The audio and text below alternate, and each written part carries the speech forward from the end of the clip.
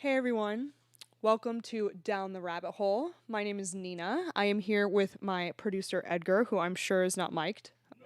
No mic, yeah. I have learned now that he's just not going to be mic'd, I guess, for these. Anyway, I know it's been like forever since I have done one of these. So first, I should apologize to my Patreon patrons. I know it's been forever. I'm so sorry. There's a couple reasons for that. The first is that I actually have been kind of sick with allergies. I don't know if my viewers are aware of all the fires that have been happening here in Colorado, and also apparently we've been getting smoke from the fires in California too. But man, my allergies have just been destroying me. It has just been awful. But in addition to that, and more importantly, I actually have not known what to talk about. Which is weird for me, as you can probably imagine. I have plenty to say about almost everything. But the truth is, for so long, the news was just about riots, and there's only so much you can say about that. Like, rioting's bad, okay? Like, don't do it. Like, stop destroying property and stuff, okay? It's not helping anyone. It's certainly not helping the black community. So, rioting's bad. Right? So if I was gonna come do a podcast about that, how long would that be? Like a minute? Anyway, and I feel like I've ranted about the coronavirus lockdowns plenty. I don't know if I really have more to say about that than hasn't already been said by a lot of people, although I would like to say that I was happy to see that a federal court struck down a lot of the COVID regulations in Pennsylvania, because, I mean, that governor is insane. Governor Wolf, I think his name is. But yeah, federal court said that what he did was unconstitutional. And, you know, in terms of like crowd size limitations, all of that stuff. And so basically the court said it never should have happened and it cannot happen again in terms of a lot of the regulations that Governor Wolf put in place. So that was good. But, you know, there's only so much I can say about it. I feel like we've talked about that to death, and I didn't have that much to say. And the truth is that the things that I did want to say are not my usual style, which is partially why you can see on my title card here I have confessions, which is because, to be honest, like, I'm a little scared, guys. Like, I'm a little scared about what's going to happen to America. And here's the first thing that I'll confess. I used to be of the camp that this was my long-term plan, okay? I'm outing it. I was going to run for governor of Colorado, and when I won, I was going to secede and have Colorado be its own thing, because the federal government has abused the Constitution. It's violated the Constitution over and over again. In a myriad of ways, right? But now I see what's happened this year, and I see people, you know, tearing down statues of like Thomas Jefferson and George Washington and stuff like that.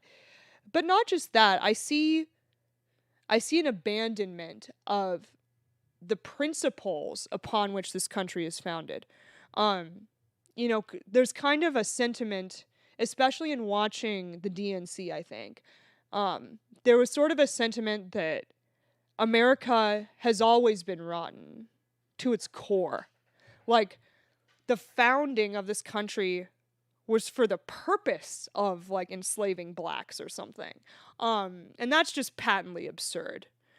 But, you know, I mean, it's kind of, people are attacking the foundations of what this country is about. And it's not that I'm like a nationalist, because I really, like, the name America, like, that doesn't really mean anything, really. But what I care about is the liberty, the libertarian, really, ideas that this country is founded on. I mean, America is really founded on basically the most radical libertarian principles that any government has ever been founded on. I mean, obviously it could go further, but as far as a state, being founded on principles of liberty, America is the freest country that's ever been created in terms of what we tried to create, or what our founders tried to create. And it wasn't perfect, man. We've been trying to really have America fulfill its promises of liberty ever since we founded this country, because at the time, it's true, there were still slaves in this country. But the same people who fought the Revolutionary War, like Thomas Jefferson, right? Like, he was all in favor of the Revolutionary War. He didn't want slaves either. But we had to get the crown off of us. You know, we had to get the freedom to make our own destiny in America. And we did need the South's help to do that. But that doesn't mean that America itself is founded on the idea of slavery. Like, this whole 1619 project is just insane. So I see attacks on the core of what America is. And it's not just because I'm like, America, you know? It's more that I see attacks on individualism, on liberty, on capitalism, on basically on all of the things that actually are good about America. And people are going along with it. They're fine with it, for the most part. I mean, obviously, I rant to my audience on Twitter, and my audience on Twitter kind of like agrees with me in this, and they rant a lot too. But you know, we're not seeing a lot of outcry. You know, we hear a lot about a silent majority, and the truth is, if our silent majority doesn't start speaking up, they're gonna lose everything. Like, we're gonna lose everything, man. So I think America is worth fighting for. I think that the ideas that this country was founded on are really, really important, and I think that the Revolutionary War is the only revolution that ever mattered, like, in the history of the world, really. And was it perfect? No. Do we have a perfect country? No. But if we lose America, like, I don't know what is going to replace it, but man, is it going to be ugly. And I see like 4 different paths that America could go down. All of them really terrify me. I'm not actually sure which one scares me the most. But the first is a dystopia based on this new medical tyranny that is being developed. I don't know if my viewers have seen what's going on in Australia, but I highly encourage you to seek out videos from what happened in Australia when they had a protest about the COVID lockdowns there, because they are way more locked down than we are in Australia. So it was really, the video that I saw was horrifying. I mean, basically, people were just walking around peacefully, like, just without masks on or whatever, outside, and they were being tackled by police. There was one man who literally they were like strapping a mask onto his face because he didn't want to wear one. There were some people who were kind of like running to try to not get arrested, and they were tackled by the police. Like 3 or 4 cops tackled like one guy who wasn't doing anything. He just didn't, you know, he wanted to protest. He wanted to protest for his liberty. And Gerald Celente, in his video that he dropped today, basically said that Australia has become a dictatorship. And it has. And I think that in the name of quote-unquote science, so many countries are just walking straight into, it's not just 1984, it's worse than 1984. Because it's more than the government just spying on you. It's the government deciding your medical decisions for you. It's the government deciding what amount of risk you personally are allowed to take with your own health and your own safety. And it's also the government telling you that they are the authority on science. And the government is not the authority on science. When governments claim to have a monopoly on science, or they're the ones who know the scientific truth, it always ends horribly. When the church used to do that, it ended really badly, right? And the truth is, the scientific method is about debate and discourse. And if, like, there are medical doctors who have been banned from Twitter, banned from Facebook, banned from YouTube just because they offered a different position on certain treatments or on the masks or on the lockdowns or whatever. And if medical doctors, if physicians are not allowed to speak their mind on medicine and to tell the public what they think because the government knows best, I mean, we are already in hell, okay? Because the truth is, no one is more incompetent than the government, and the last person you should trust with your health is them. Like, everyone's been to the DMV, right? I'll give you an example. I went to the DMV, and obviously we had to wear masks inside, so I wore the mask when I went in, because I had to get a new driver's license. But then to take the photo, we have to take the mask off, right? So we're in the same room, and for most of it I have to wear a mask, but for part of it I don't. Why? How does that make any sense? Am I somehow miraculously safer because I'm in the photo area? Like, that's crazy. It's the same thing with restaurants now. They have rules here. It's not just in Colorado, in a lot of places where you have to wear the mask to walk in, but then at the table, you don't have to. And then you have to wear it again when you stand up to go to the bathroom or something, or when you stand up to leave. But, once you're sitting at the table, you don't have to have it. It's like you're all in the same room. You're all breathing the same air. None of this makes sense. And if you want to wear a mask, you should do it.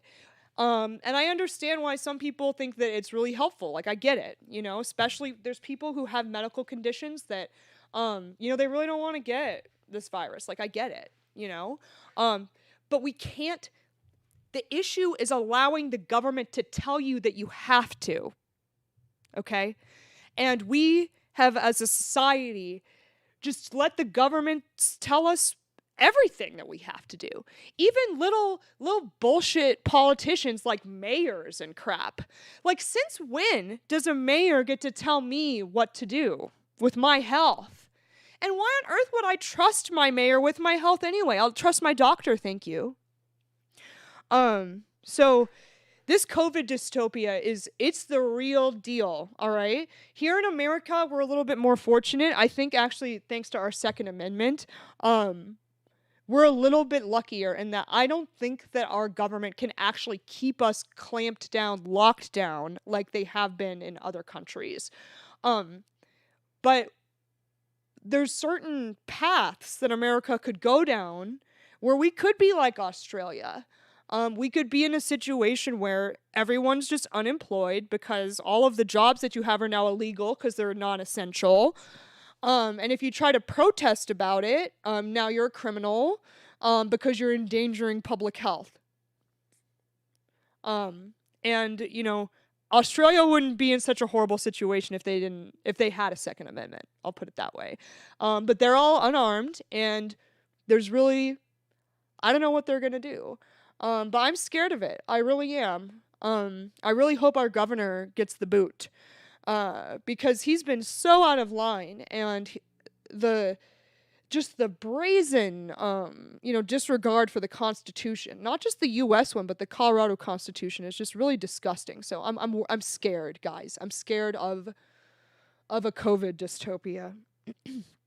I'm also, in terms of the riots, I am scared of the progress that the identitarian far left has made.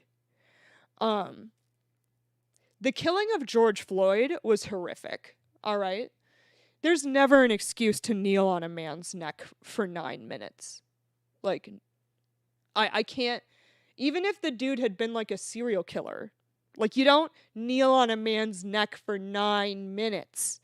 You arrest him once he's subdued, or like, you take him down. Once he's subdued, you put him in the cop car, and then, he goes through due process. You don't kneel on a man's neck for 9 minutes.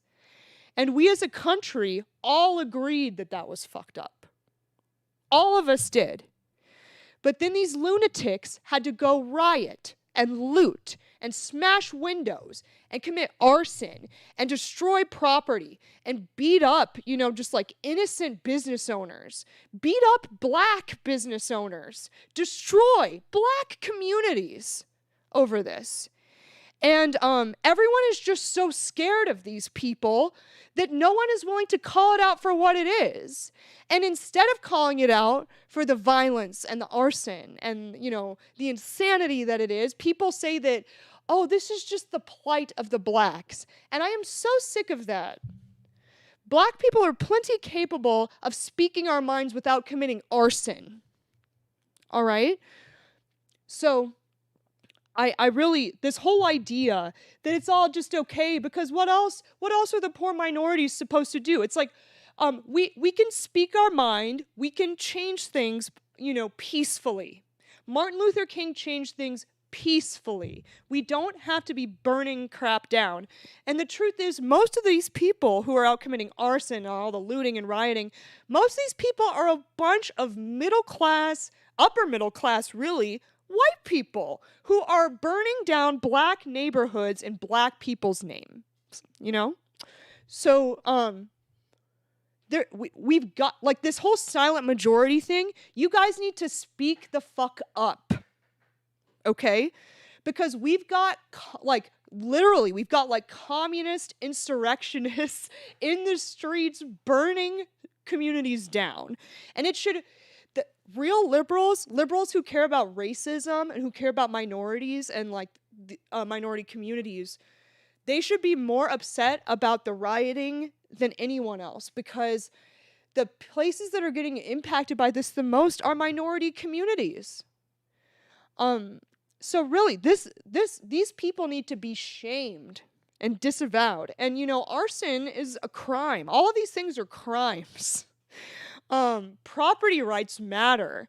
People act like, oh, if someone has an insurance policy, it's totally fine if I just burn their building down or I just burn their company's building down.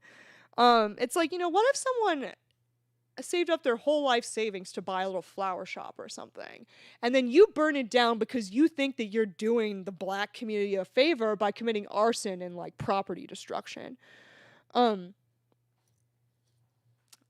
I don't know. Do you really think that an insurance policy is going to take care of that? Have you ever dealt with an insurance company? It's not like you just get your building back. It's not like you get all your equipment back.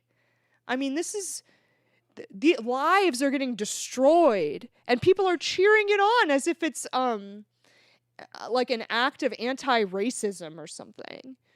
But it's not. All of this stuff is incredibly racist because it hurts minority communities the most.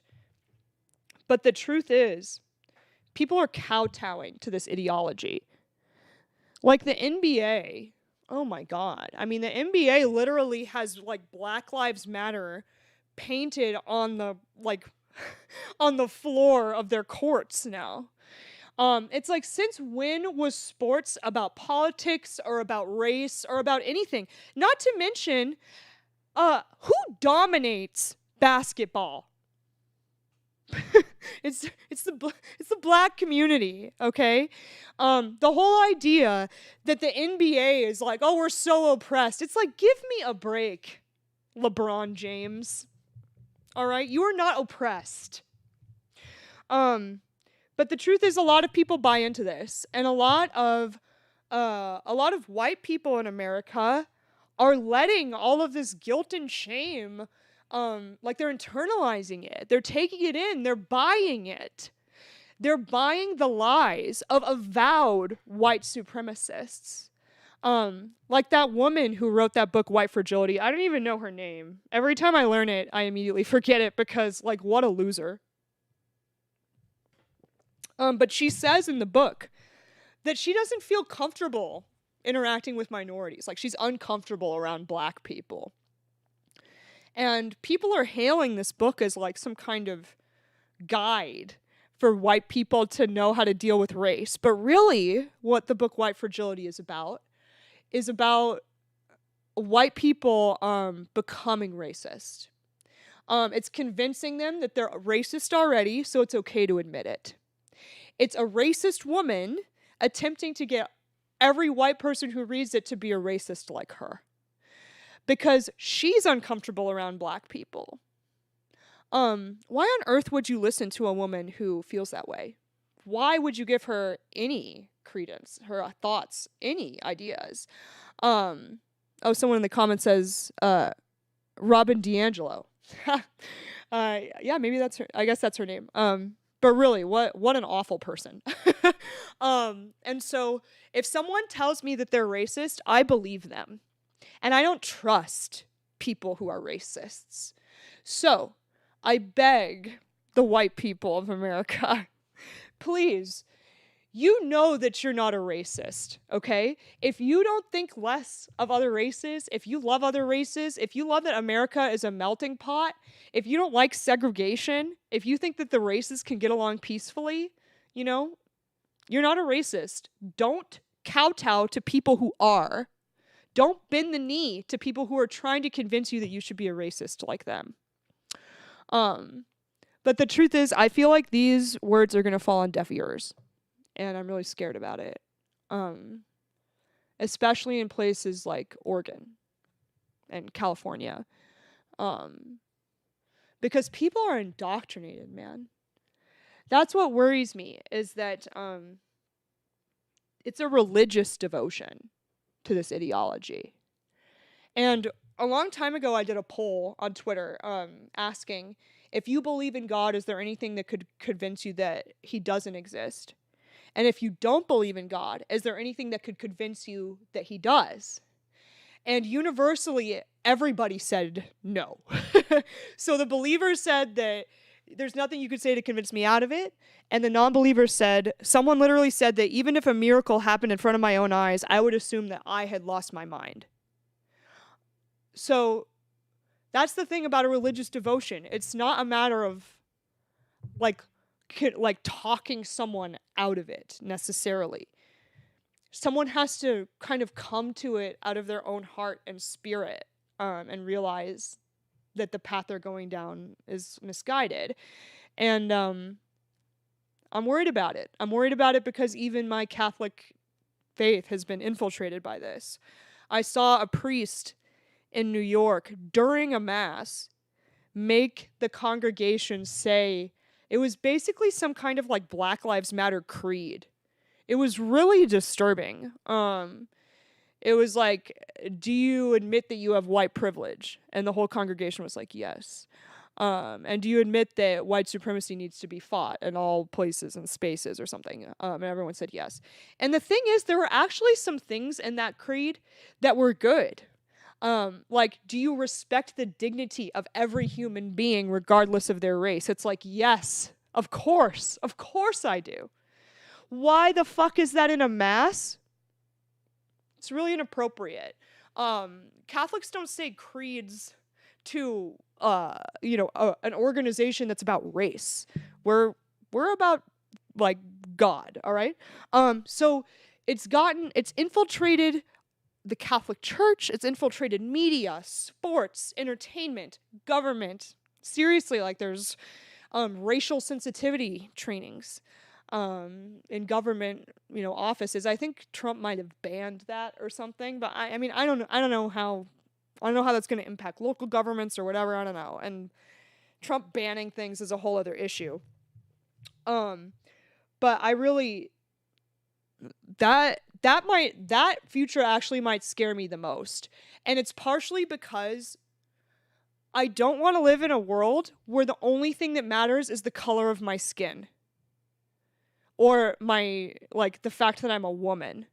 I really, really don't want to live in that world. I don't know who would. I thought we fought the whole civil rights movement to not live in that world.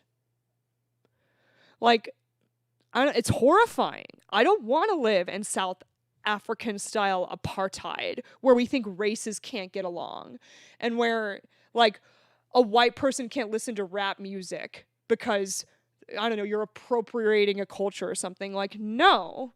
A melting pot means we borrow from each other and we all blend in together. The races blend together. We don't stay separate. But people want to bring back segregation. I mean, California repealed their civil rights law in the California Constitution. They repealed it. And the truth is, it's because they want to be able to discriminate on the basis of race. And people are cheering it as an anti-racist bill. It's an incredibly racist bill. Here's the other future I see that's scary. So, I'm sorry to all the liberals and leftists out there who listen to this podcast, which is probably like 4 of you. But I really think Trump is going to win this election big time. And it's not because I want that. It's just because I look at what's happening in the country. I actually predicted that he would win in 2016 too. A lot of people didn't believe me. But not only do I think he's going to win, I think he's going to win big time. And I'm concerned that he's going to be emboldened by how strong of a victory he has, because Trump's kind of a narcissist, if you haven't noticed. And, you know, dude is kind of brazen. Like, he's calmed down a little bit in his rhetoric since 2016, but he really just wants to be able to do whatever he wants. And when he's not having to face re-election, I mean, I don't know what Trump's gonna do. I don't know what he's gonna do. I think that there's a real potential for an abuse of power on his part on American soil if he's reelected. That said, I think that if Joe Biden is elected, if Joe Biden is elected, America might not even be America by the end of his term. And I say that mostly because I watched the DNC and I heard what they said. I genuinely don't think that the Democratic Party still thinks that liberty and the principles that this country was founded on are a good thing. I don't think they believe that anymore. And maybe I'm wrong, but I watched that convention and I don't think they do. And I think that a lot of Americans see that, and that's why I think that Trump is going to win, because a lot of Americans like America. They actually don't want America to be destroyed, especially immigrants. This is something I think that the Democratic Party and the left really needs to start understanding, is that a lot of people came to America from horrible socialist places. And they do not want America to turn into where they fled. And they see it happening. They see people fighting for the policies that made their family flee the countries that they're fleeing from. So I'm really concerned too that if and when Trump wins, that because the media is still in so much denial and is still lying to the public and manipulating the polls and all of that, I just feel like it's going to be such a shock to so many people when Trump wins that I feel like the violence in the streets is going to be crazy. So there's a Trump dystopia too. It is there too. It's a possibility. The last thing is something I fear no matter who wins, which is China a little bit. Not in the sense that everybody else does. It's more in the sense of like the American empire coming to an end and like the Chinese century beginning. And has America's domination in the world been awesome? No. I mean, really, we've bombed a lot of countries. We've done a lot of things that are questionable foreign policy-wise that actually really disgust me, especially in the last 50 years or so. But, I mean, to quote Douglas Murray, like, if you liked the American century, just wait till you see the Chinese one. Um, because the truth is, we have our problems, but we still believe in the individual for the most part in America.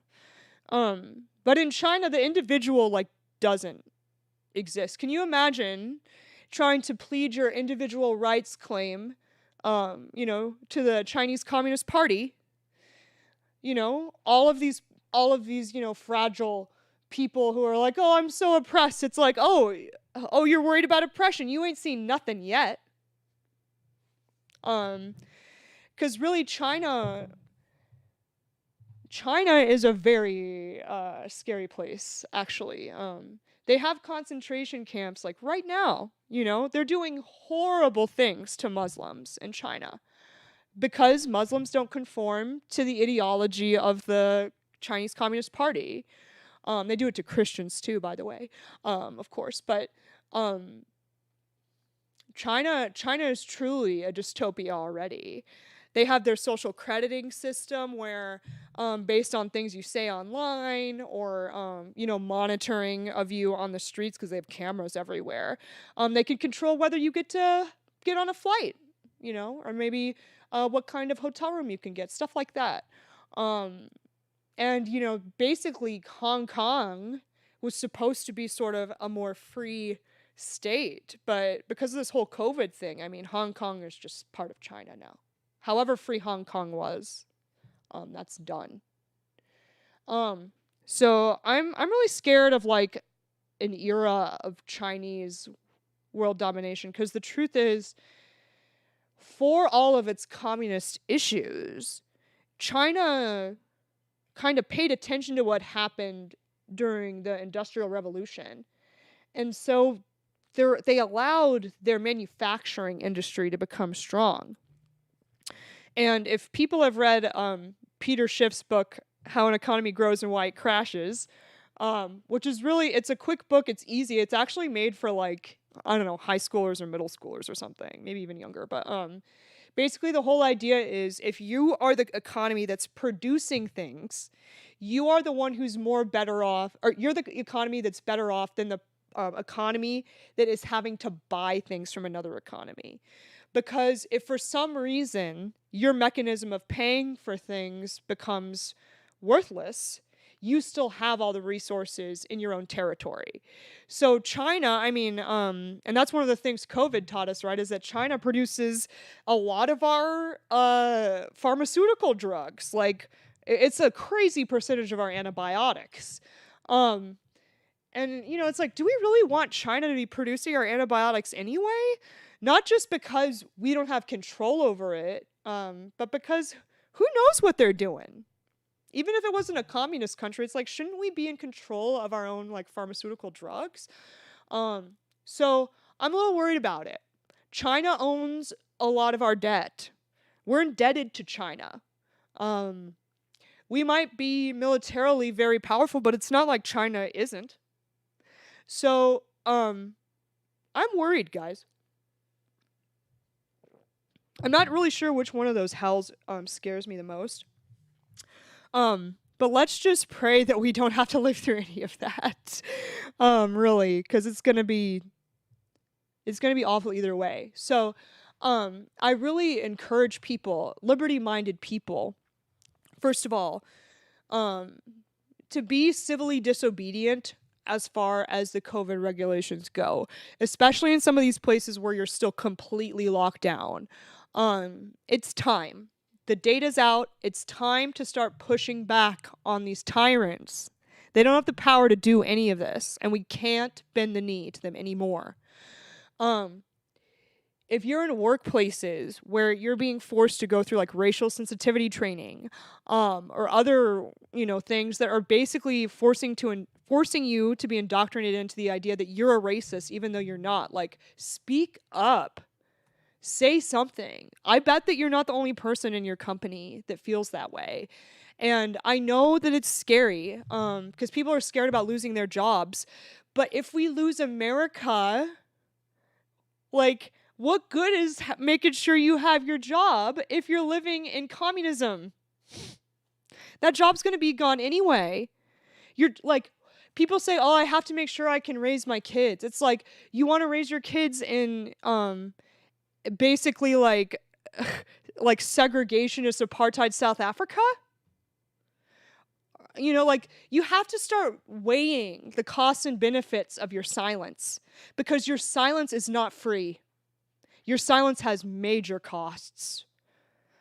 And that's why I'm here talking about this, even though I'm kind of even scared to talk about this, because the world has gotten so much more dangerous if you speak your mind.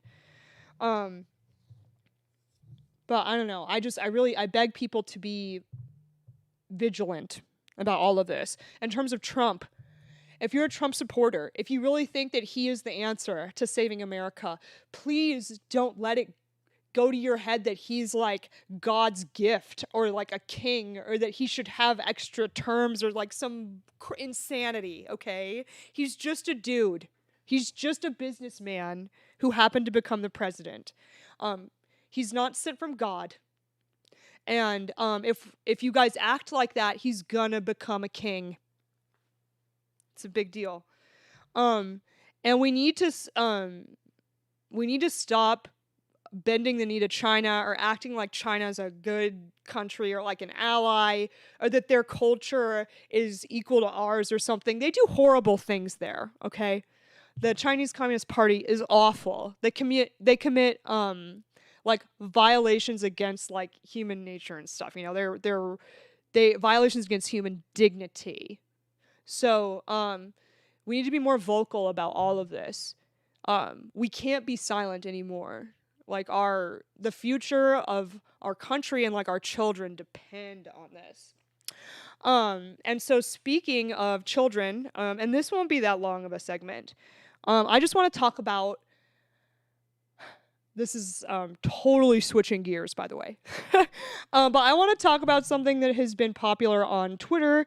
Or it's been all the rage in terms of people are raging about it, which is this Netflix show that came out called Cuties, or documentary or movie or whatever. I'm not going to watch it, all right?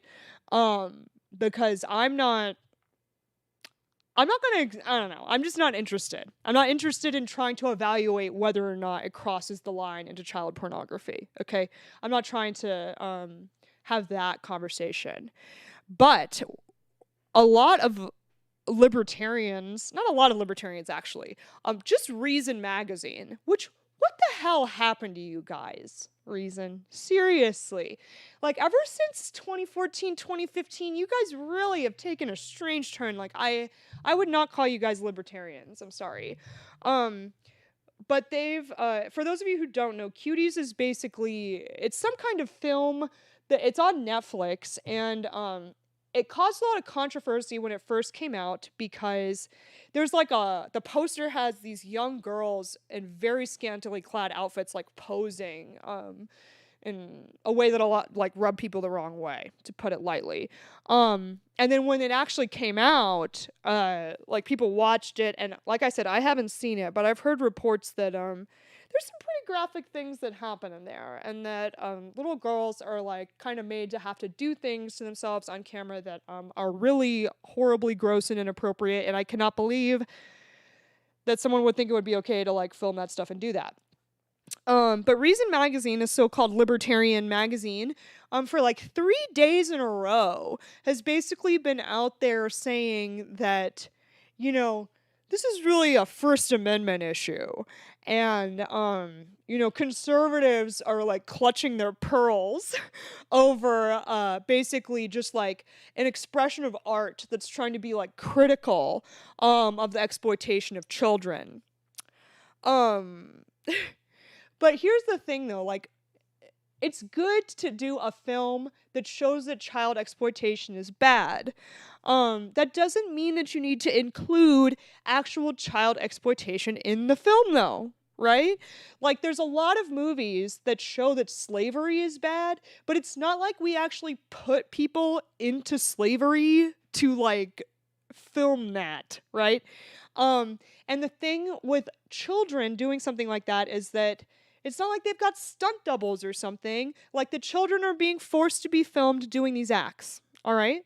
And so I was so aghast by this that I just wanted to briefly mention kind of what would have been a chapter in the Property Manifesto, which is how we deal with children.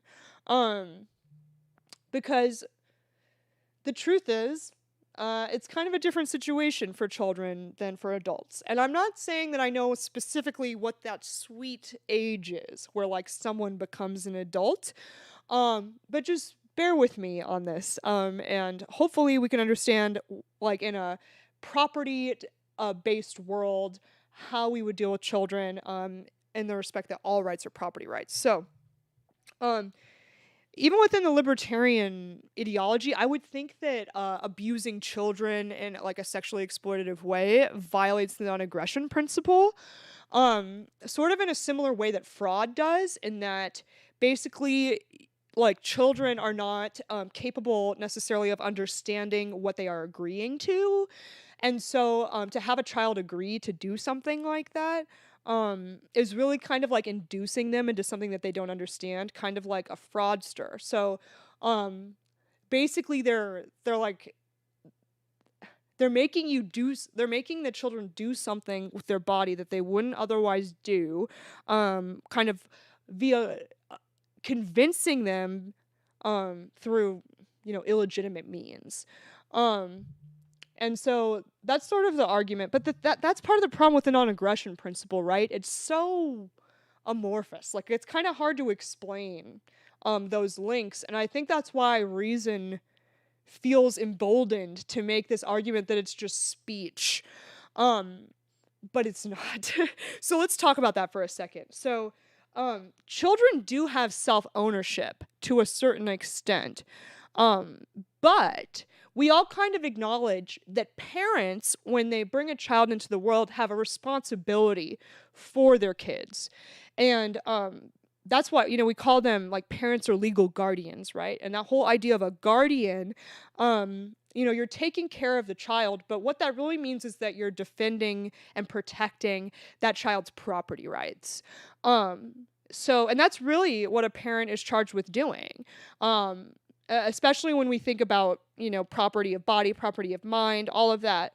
A parent is charged with providing a child with a safe place to live, food over their head, what am I talking about? A roof over their head, food to eat, clean water, all of that. And so that's kind of like real property, personal property, yada, yada. Parents are kind of responsible for providing that for their children. And so they also have a responsibility to their children's property of body and their children's property of mind, which is why parents are responsible for the education of their children, right? That's kind of a property of mind issue. You get to decide, like if you're going to raise your children to be religious or to have them like not go to church or whatever. That's why I believe in school choice and all of that. You should decide where your children go to school. You should get to decide that. It shouldn't be decided by government. The last person or the last entity you should have educating your children is the government. Because really, the government will just teach your children to be obedient. They will not teach your children to think for themselves. So that's sort of the basics. And in law, we have this whole idea of a guardianship, right? That can happen when, like, let's say an individual has Down syndrome or something like that. And when they turn 18, their parents still want to take care of them because that particular individual isn't necessarily able to manage their day-to-day needs.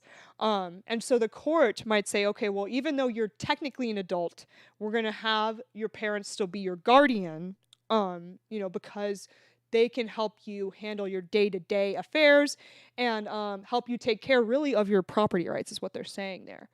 And so parents are the guardians of their children's property rights until they are of age.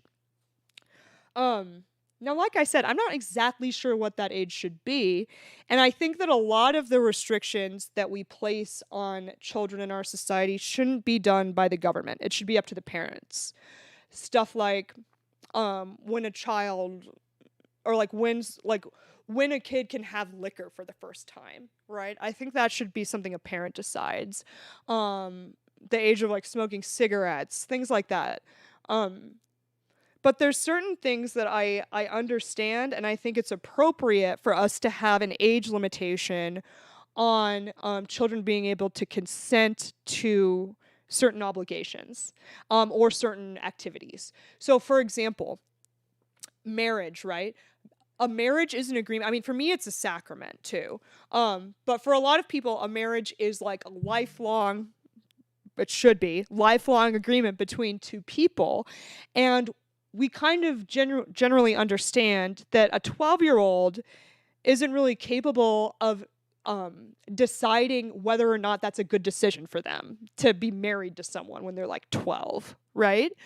It's the same reason why we don't have children like capable and to enter into contracts for money or whatever.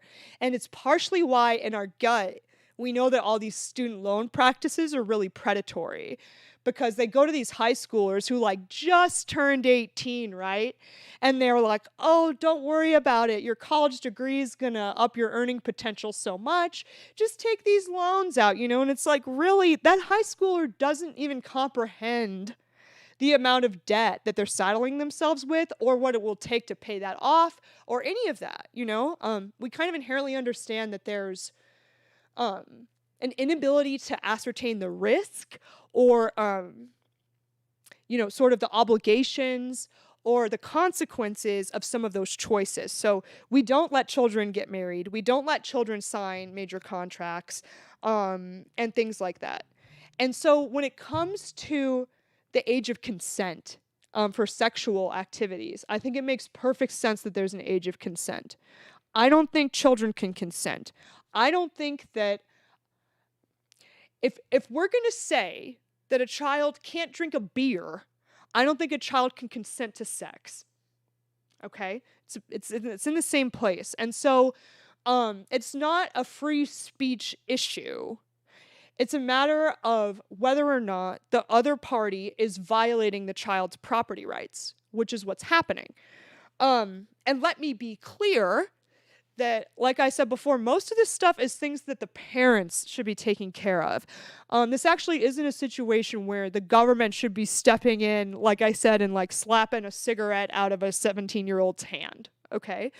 But the parents have a duty to protect their children's property rights. And like the kids that were in this Cuties film, those parents are the ones who fucked up, really. I mean, obviously the producers and stuff, they're the ones who are convincing these little girls to do all of this stuff on camera. And, really they should probably be prosecuted if it's as bad as I think it is. But parents have a responsibility to protect their children's property rights. And in that situation, that's such a violation of the property of body of those little girls.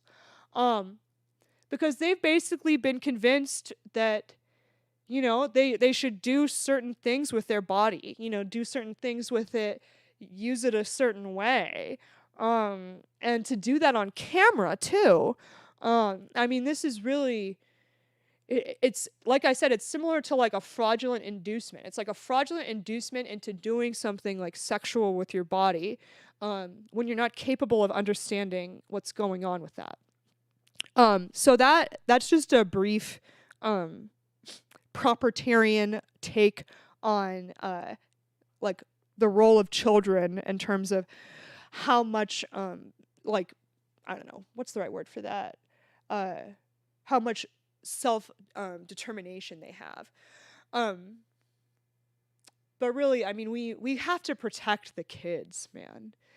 And it's a disgrace that, in my opinion, that a libertarian magazine would repeatedly as well. It wasn't just like one article, like repeatedly would say that this is really just a matter of free speech. It's like, no, I'm sorry.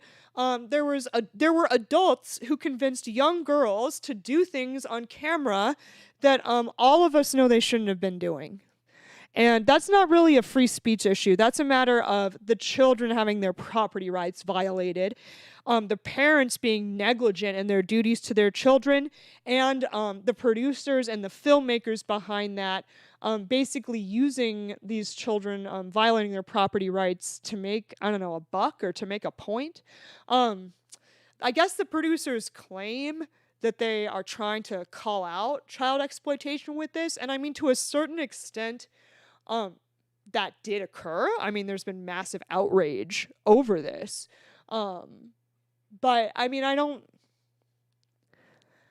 think that's the way to do it, guys. You know, like, you don't exploit children to show how bad child exploitation is, you know? It's really a bad idea. Let's see. Ooh, I've got some comments from Letitia. Do you think Trump will attempt to get more presidential terms? Do you think these young girls will have issues as adults? Ooh, two good questions. You know, I can't tell if Trump's joking or not. Part of me thinks he is, but part of me's not sure, because I think a lot of Trump supporters would be happy to give him a third term. And maybe I'm wrong about that, but I think a lot of the really passionate ones, like they'd love him to stay in power for as long as he can, I think. And that's sort of what worries me, especially because I see some of the Trump supporters talking about how he's like a gift from God, or like he's like God sent him to like save America. And so that kind of rhetoric scares me. In terms of the young girls, oh yeah, I'm sure they are. Like, those girls are already going to need therapy, man. For sure. When I worked in the courthouse, I saw some cases that were like child abuse, child molestation. It was criminal prosecutions. And those poor girls, I mean, like, it might have happened to them when they were young, like 10, and then this was happening when they were a little bit older, like 15, and you can just tell that they are so traumatized by what they went through. They don't understand why. They think it was their fault. And some of them were convinced into thinking that it was the right thing to do, and maybe it was just to please the person who abused them. It's really sad. I mean, I think these girls are really going to be traumatized for a long time. And then, so I'll stop talking about that particular issue because it's actually really sad.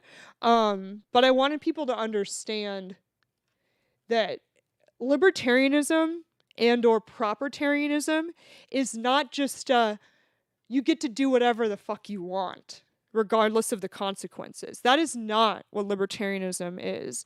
It's certainly not what propertarianism is about. There are duties and rights that have to be respected, and when those get violated, there actually should be consequences for the violation of those rights. It's not like, oh, well, you know, because of freedom, I can just have little girls do whatever I want on camera. It's like, no, you're violating someone else's property rights now. And that's actually the argument I get a lot about intellectual property. People will say intellectual property regulates what I can do with my own property, or my own personal property, right? Because you're telling me that I can't use these materials to make a copy of something or something like that. And it's like, almost every law that exists is a restriction on what you do with your property. But the restriction is a prohibition on you using your property to violate someone else's rights. Just like, you know, I've got my little revolver. I can't just go kill someone with it. I mean, that's a restriction on my use of the revolver, right? But if I just shot someone, not out of self-defense, but just cause, I mean, that's a violation of someone else's property rights. And it's obvious why that's not okay. So we need to, there's a lot of people who try to throw libertarians under the bus and say that we don't care about the children, or we want to live in like a depraved society. It's like, we actually really don't. But it's magazines like Reason who, you know, they give us a bad name. So shame on you, Reason Magazine. Do better. It's about time. And because it's late, I started the podcast late. Poor Edgar is just staying up with me late night tonight. I'll do my last segment very quickly. But I want to talk about the Rosary real quick. I don't know if you can see this. It's kind of far away. This is one that I made by hand. And I wanted to talk about it because I talk about it on my Twitter account a lot. I've actually sold rosaries from my Twitter account. which is weird. It's the first time that people have been like, please let me pay you for something. Because I wasn't trying to sell them. People just asked if they could buy one. But I just wanted to talk about it briefly because I feel like a lot of people don't know what it is. And a lot of people have misconceptions about what it is. And for those people who are Christians or Catholics who don't use the rosary or don't practice praying with it, I just want to give you a few details about it so you can know what a good weapon this is.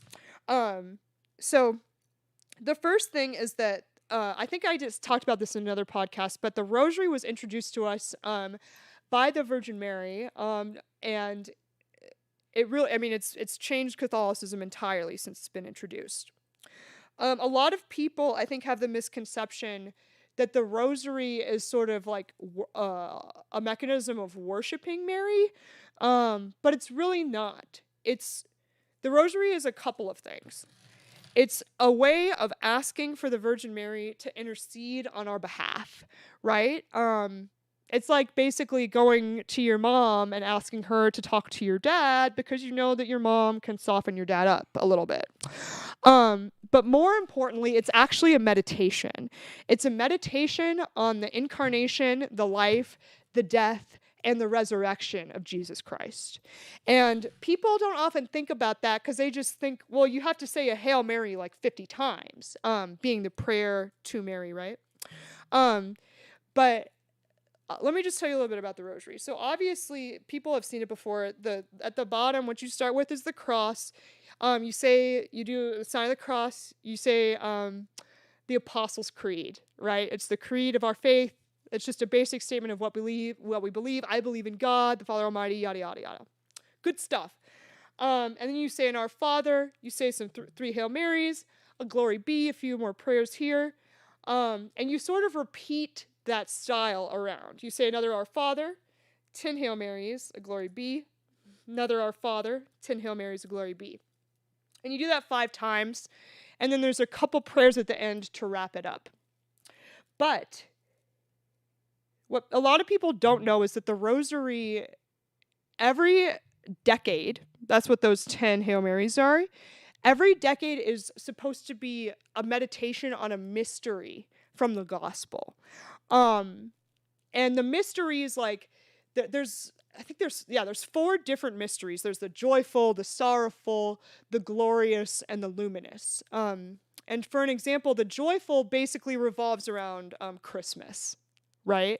So that's what I'm saying, like the incarnation. So the first mystery is the Annunciation, which is basically when the Virgin Mary finds out that she's pregnant with Jesus, right? And then, we have the Nativity and et cetera, et cetera.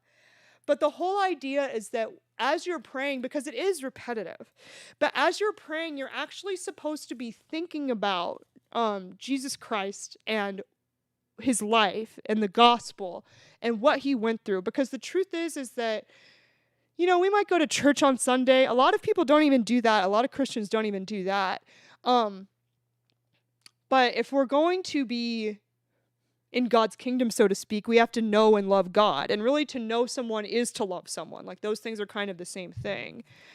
And unless you meditate on Christ's life and on his death and on his resurrection, I mean, do you really know him? And if you don't really know him, do you really love him? And if you don't really love him, are you really a Christian? And I mean, maybe you don't want to be a Christian, like Edgar. And that's up to you, that's totally fine. But if you are a Christian, the rosary is such a powerful tool just to gain a greater understanding of your Lord and of your Savior. Like, seriously, the rosary can change your life. And the other thing is, I do think that praying the rosary is powerful. Like, it might sound superstitious. Maybe it's a placebo. Maybe I'm just insane. But it's always in the darkest times in my life when I turn to my rosary. And it helps. I don't know if it's the meditation aspect of it, but it helps me find peace. And it also seems to help settle chaos in my world when I pray one every day. I'm actually not, I try to pray one every day, but I'm actually not that good at doing that. I fuck it up all the time. Sorry, God. Um, but really, this is a weapon, all right? And it's really a shame that our current pope has basically abdicated his responsibilities as being on the seat of Peter, because he doesn't even talk about prayer really. I mean, he is just basically a woke leftist himself. He put like a Mother Earth idol inside of St. Peter's Basilica. Like, oh my God. So really, it's really a shame that we don't have our Catholic shepherds are not doing their jobs right now.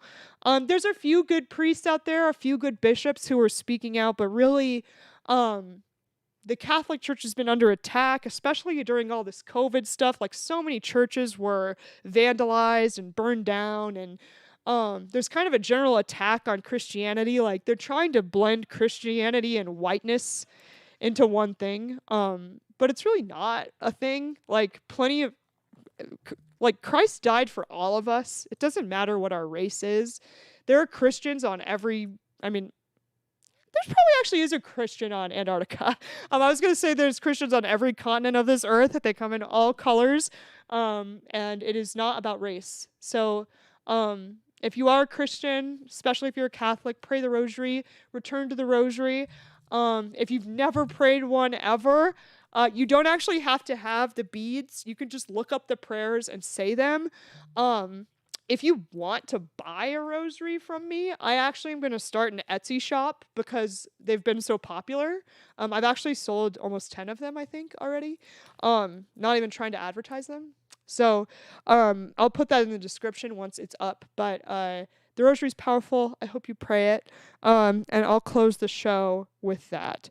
Someone in the comments says, I wasn't planning on staying long, but I enjoy listening to you. Well, thank you so much, Jim. I really appreciate you saying that.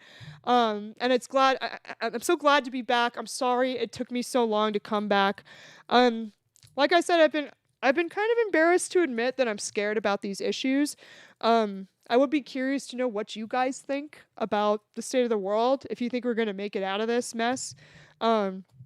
But in any event, thank you so much for tuning in. I want to thank Edgar and Guns for Everyone for making this podcast possible. Like, literally, I would not have this studio. I would not have any of this equipment. I would not have any of this without Edgar. So please do what you can to support them. If you're in Colorado and you want to take a concealed carry class, Guns for Everyone offers them for free. So make sure you check out their website, gunsforeveryone.com. If you want to become a patron of this podcast, which you probably don't because I'm so inconsistent with uploads, but if you do, you can go to patreon.com/Nina down the rabbit hole and become a patron there. I have different tiers if you want to become a patron.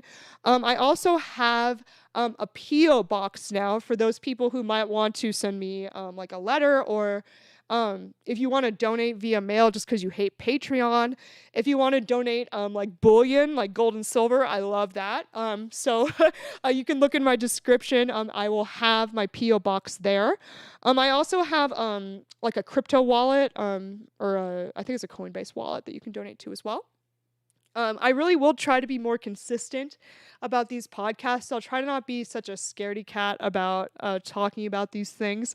Even if I'm scared, I'll just come out and admit what I'm scared about instead of withholding content from you guys. But thank you so much for tuning in. I hope you all have a great week or two until I see you again. And please live free, everyone. Have a great night. Bye, guys.